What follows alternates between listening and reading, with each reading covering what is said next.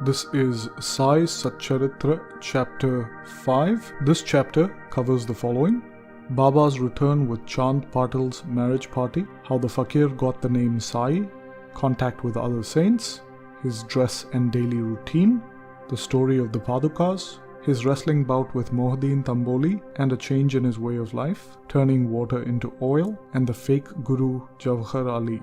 Return with Chand Patil's marriage party. As I alluded to in the last chapter, I shall now describe how Sai Baba returned to Shirdi after his disappearance. In a village called Dhup, there lived a wealthy Muslim gentleman named Chand Patil. While he was on a trip to Aurangabad, he lost his mare. For 2 long months, he diligently searched but could not find the lost mare. Very disappointed, he returned from Aurangabad with the saddle on his back. After travelling about 12 miles, he came to a mango tree, under the foot of which sat a rather strange-looking fellow. He had a cap on his head, wore a long robe, and had a short stick under his armpit and was preparing to smoke a pipe. On seeing Chand Patil pass by, he called out to him and asked him to have a smoke and rest a little. The Fakir then asked him about the saddle. Chand Patil replied that it belonged to his horse and that the horse was lost. The Fakir asked him to look for the horse at a stream nearby. To Patil's astonishment, he found the mare by the stream. He then realized that this Fakir was not an ordinary man, but a great saint, and he returned to the Fakir with the mare. The chillin or clay pipe was ready to be smoked, but 2 things were missing: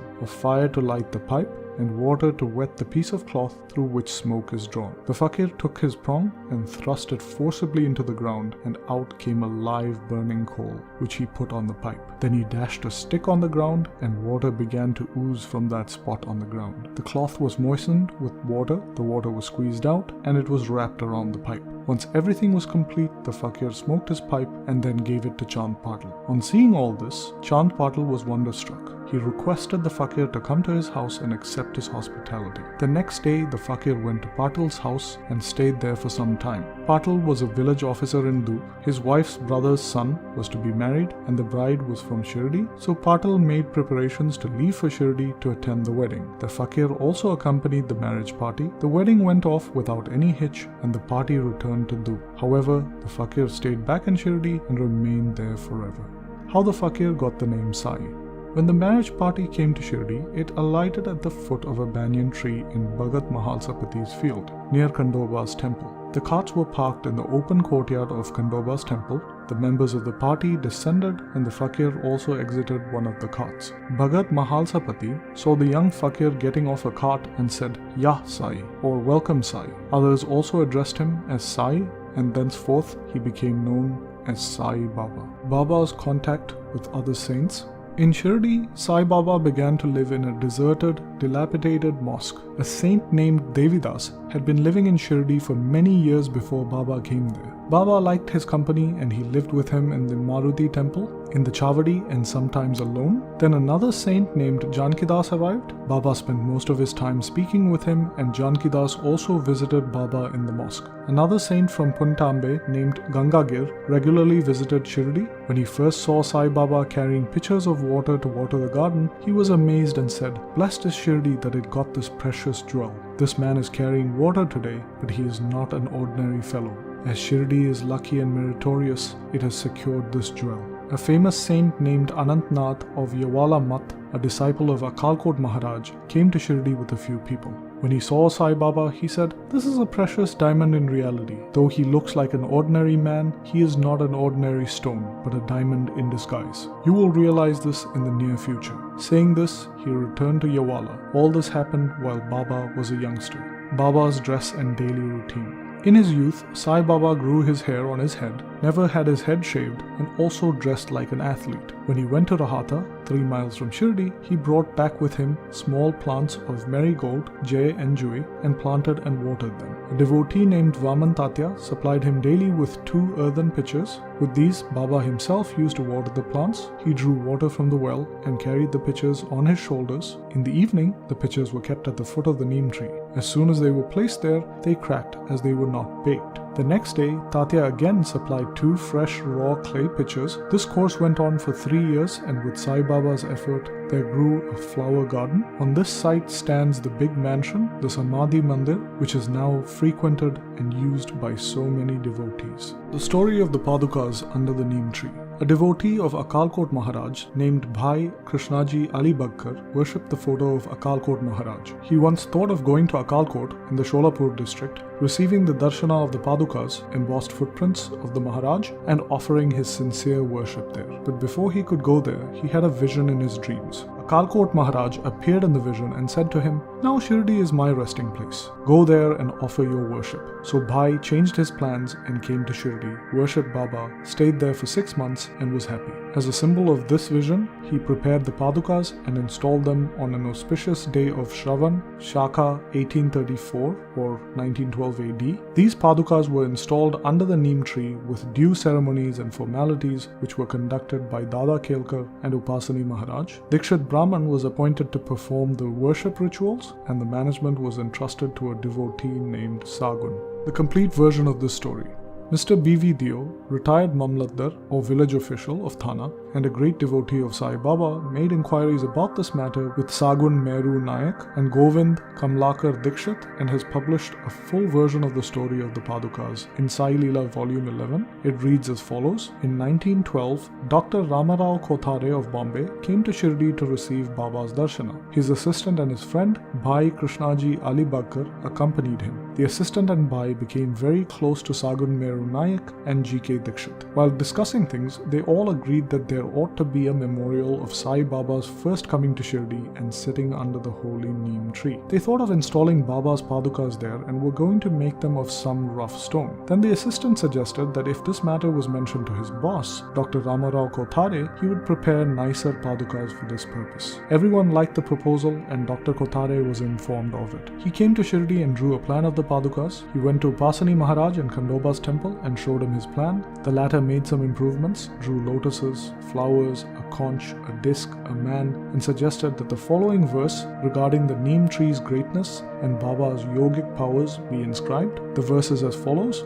Sadanamba vrikshasya mooladivasa sudashravinam tiktama priyantam tarum kalparvrikshadikam sadhayantam namameshwaram Sadguru Sainatham. Upasani's suggestions were accepted and carried out. The Padukas were made in Bombay and sent to Shirdi with the assistant. Baba said that they should be installed on the Purnima or 15th day of Shravan. On that day at 11 a.m., G.K. Dikshit brought them on his head from Khandoba's temple to the masjid in a procession. Baba touched the Padukas, saying that these are the feet of the Lord, and asked the devotees to install them under the foot of the Neem tree. G.K. Dikshit worshipped the Padukas daily, and later this was done by Lakshman Kancheshwar Jakadi. For the first 5 years, Dr. Kothare sent 2 rupees per month to light lamps, and he also sent the railing around the Padukas. Jakadi performed the worship afterwards, and Sagun Meru Nayak offered the Naivedya and lit the evening lamps. Bhai Krishnaji was originally a devotee of Akkalkot Maharaj. He came to Shirdi at the time of the installation of the Padukas on his way to Akkalkot. He wanted to go to Akkalkot after receiving Baba's darshana. He asked for Baba's permission to leave for Akkalkot, and Baba said, "What is there in Akkalkot? Why do you go there? The incumbent Maharaj of that place is here." Hearing this, Bhai did not go to Akkalkot. Instead, he came to Shirdi regularly after the installation of the Padukas.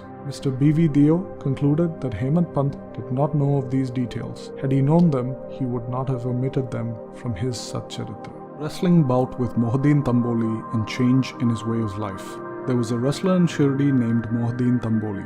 Baba did not agree with Mohuddin about some issues and they had a fight. In this, Baba was defeated. Thenceforth, Baba changed his dress and mode of living. He began to wear a kafni, that is a long robe, and a langot or waistband, and covered his head with a piece of cloth. He used a sack as his seat, another sack as his bed, and was content with wearing worn-out rags. He always said that poverty is better than kingship, and far better than lordship. The Lord is always the friend of the poor. Sai Baba did not interact much with people. He only gave answers when he was questioned. During the day, he sat under the neem tree or sometimes under the shade of the branch of a tree near a stream. In the afternoon, he used to walk at random and go at times to Neemgaon. There, he frequented the house of Balasaheb Dengale. Baba loved Balasaheb. His younger brother, Nana Sahib, had no children, though he had married a second time. Balasaheb sent Nana Sahib to receive Sai Baba's darshan, and after some time, with Baba Baba's grace, Nana Sahib had a son. From that time onwards, people began to come in large numbers to see Sai Baba. His fame began to spread and reached Ahmednagar. It was from Ahmednagar that Nana Sahib Chandorkar, Keshav Chidambar,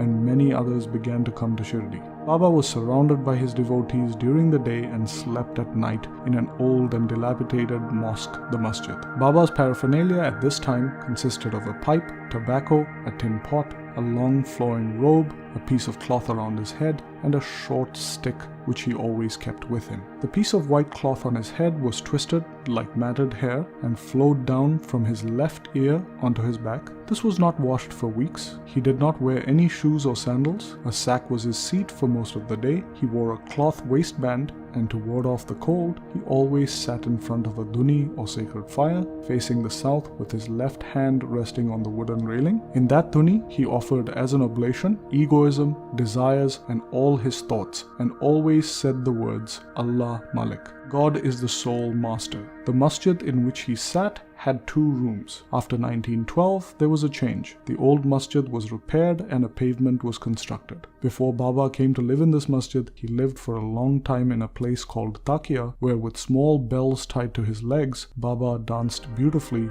and sang with tender love. Turning water into oil. Sai Baba was very fond of lamps. He used to receive oil from shopkeepers and keep lamps burning the whole night in the masjid. This went on for some time. Once, the shopkeepers who supplied oil for free met and decided not to give him any more oil. When Baba went to ask for oil, they all refused. Unperturbed, Baba returned to the masjid and put dry wicks in the lamps. The shopkeepers were watching him with curiosity. Baba took his tin pot, which contained a few drops of oil, poured some water into it, drank it, and spat it back into the container. After consecrating the tin pot in this way, he again filled water in the tin pot and filled all the lamps with it and lighted them. To the surprise and dismay of the watching shopkeepers, the lamps began to burn and kept burning the whole night. The shopkeepers repented and apologized. Baba forgave them and asked them to be more truthful in the future. The fake Guru Jawhar Ali. 5 years after the wrestling bout mentioned above, a fakir from Ahmednagar named Jawhar Ali came to Rahata with his disciples and stayed in a spacious room near the Veerabhadra temple. The fakir was learned, had memorized the entire Quran, and had a sweet tongue. Many religious and devout people in the village came to him and began to respect him. With the help of these people, he started to build an idgah, a wall before which Muslims pray on the idgah day near the Veerabhadra temple. There was some quarrel about this affair, on account of which Jawhar Ali had to leave Rahata. Then he came to Shirdi and lived in the masjid with Baba. People were captured by his sweet talk and he began to call Baba his disciple. Baba did not object and consented to be his disciple. Then both the Guru and his disciple decided to return to Rahata and live there. The Guru never knew his disciple's worth, but the disciple knew about the Guru's flaws. Yet Baba never disrespected Ali and carefully observed his duties as a disciple. He even served the master in various ways. They used to come to Shirdi at times, but they mainly lived in Rahata. Baba's loving devotees in Shirdi did not like that Baba was living far away from them in Rahata, so they went there to bring Baba back to Shirdi. When they met Baba near the Idgah and told him the purpose for which they came, Baba said that the fakir was an ill-tempered fellow and that he would not let him leave. Thus, they better return to Shirdi without him, before the fakir returned. While they were talking, Jawhar Ali turned up and was very angry with them for trying to take his disciple away. There was then some discussion and altercation, and it was finally decided that both the Guru and the disciple should return to Shirdi. And so they returned and lived in Shirdi. But after a few days, the Guru was tested by Devidas and he was found wanting. 12 years before Baba arrived in Shirdi with the marriage party, Devidas, aged about 10 or 11 at the time, came to Shirdi and lived in the Maruti temple. Devidas had fine features, brilliant eyes, was dispassion incarnate, and a jnani. Many people, Tatya Kote, Kashinath and others regarded him as their guru. They brought Jawhar Ali to him, and in the argument that followed, Jawhar was defeated and fled from Shirdi. He went and lived in Bijapur and returned after many years to Shirdi and bowed before Sai Baba. The delusion that he was the guru and Sai Baba his disciple